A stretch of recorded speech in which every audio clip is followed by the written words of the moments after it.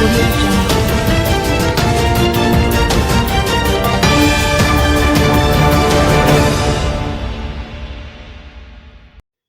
ongoing into altercation between cop and civilian at St. Andrew party. Police are probing an altercation between a cop and a man at a party in Trackgate in Lawrence Tavern, St. Andrew, early Sunday morning.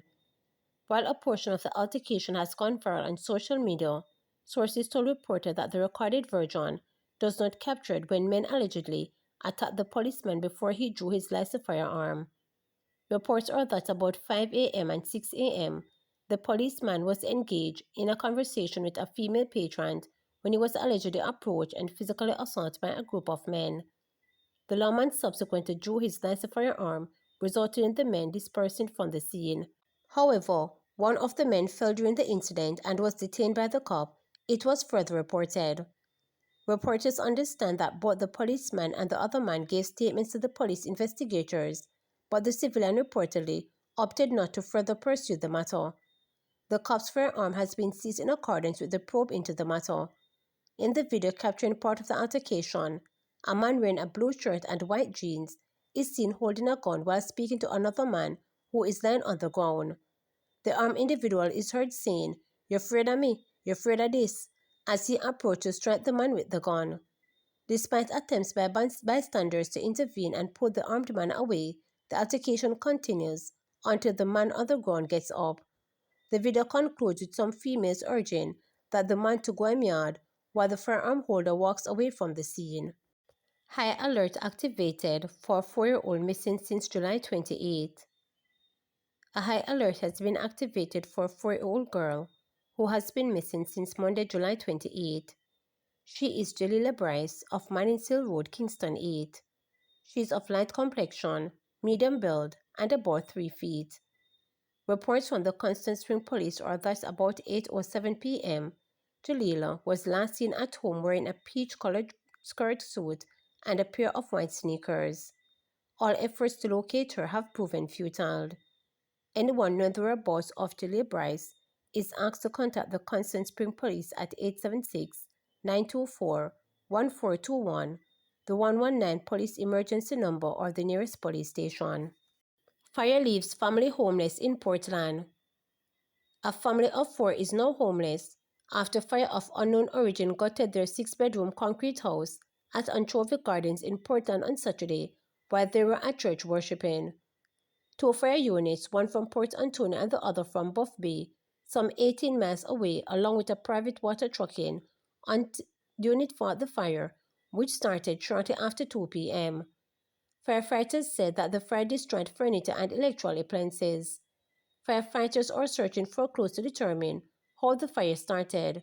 It is not yet known if the building was insured. PNP says its promise of $3.5 million income tax threshold is now easier to implement. People's National Party PNP President Mark Golden has declared that financing his party's ambitious plans to raise the income tax threshold to $3.5 million has become more attainable following confirmation that the country's debt to GDP ratio is on track to hit its longest start target.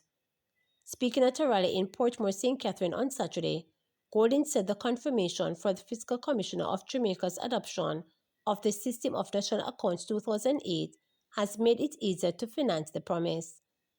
Before he published that, "We were committed to financing it, but it would have been much harder," Golden stated. "Now that we have had this good news, it makes it even more achievable, easier to deal with," he noted. As a result of the updated methodology, Jamaica's debt to GDP ratio stood at 62% at the end of the year 2024-2025 fiscal year and is projected to fall to 60% target by March 2026. Golden stressed that this milestone, which governments have struggled to reach for 13 years, now provides more room to finance social programs without derailing fiscal stability. The PNP said an increase in the income tax program will cost $55 million, which it said would be funded by national revenue growth. It said that no new taxes will be implemented to deliver the promise should the PNP win power. In the meantime, Finance Minister Favor Williams says Jamaicans must be aware of the PNP and the promise. She said that the government has gone back on its word at least 3 times concerning how it plans to fund the proposal, which she described as a desperate effort to trick Jamaicans. Initially, the PNP said that they would face in the increase, which they had strongly opposed before. When pressed on the issue on how they would fund it, the PNP then said organic growth of the Jamaican economy would fund their fake promise, stated Williams, who is contesting the St. Andrew East for the Jamaica Labour Party. She said the PNP's flip-flop on the issue indicates it clearly has no clue of how they will fund their fake promise, which is nothing more than the desperate attempts to win votes. It is illegal. NEPA responded to viral video of crocodile being caught in Portmore. Following a video in which residents of Portmore St. Catherine were recorded attempting to capture a crocodile, the National Environment and Planning Agency NEPA is advising the public that the act is illegal. The video, which went viral on social media last week, showed several men trying to throw a rope around the animal's mouth after one was already placed around its tail. NEPA informed reporters that the animal in question was an American crocodile, that species of crocodile native to Jamaica, which is classified as endangered and is protected under the Wildlife Protection Act. The environmental group said that a team from the agency and the Hope Zoo successfully recovered the crocodile in Portmore. It added that the animal was assessed to be in good health and subsequently relocated to a large wetland area suitable for its release. The agency disclosed that during the intervention and recovery of the animal, agency workers took the opportunity to sensitize residents who had gathered, reminding them that it is illegal to provoke, hunt, kill, capture, possess, or otherwise molest crocodiles. The group said such actions are punishable under the Act, which offenders liable to fine up to $3 million or 3 years imprisonment.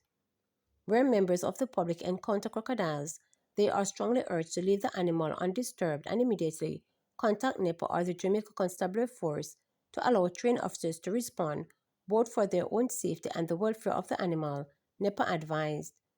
The agency noted that the residents captured the animal that was located in a drain, believing they were helping to secure it.